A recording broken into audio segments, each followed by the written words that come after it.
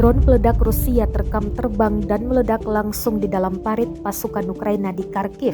Rekamannya beredar di Telegram pada Jumat 2 Juni 2023. Tampak drone meluncur dalam hitungan menit dan mengguncang parit yang berisi amunisi dan pasukan Ukraina.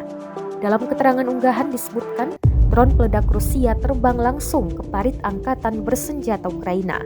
Drone ini diklaim setiap hari memburu nasionalis Ukraina di arah Kupianski dan Kharkiv. Drone peledak yang terekam ini disebut militer Rusia sangat efektif dalam menghancurkan tenaga musuh. Ledakan dahsyat tampak jelas menghancurkan parit, namun total kerugian Ukraina dalam penyerangan ini tidak dirincikan jelas. Kendati demikian, rekamannya telah menuai berbagai komentar dari warganet.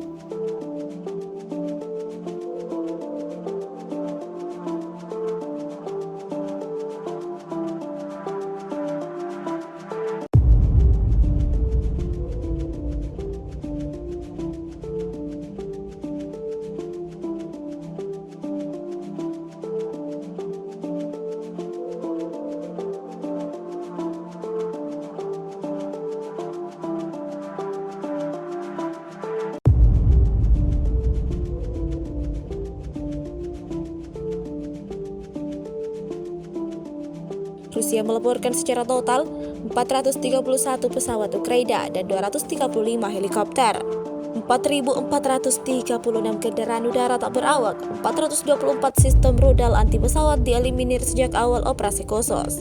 Sementara dari kubu Kiev, Kementerian Pertahanan Ukraina merilis 460 tentara Rusia dieliminir dalam sehari terakhir.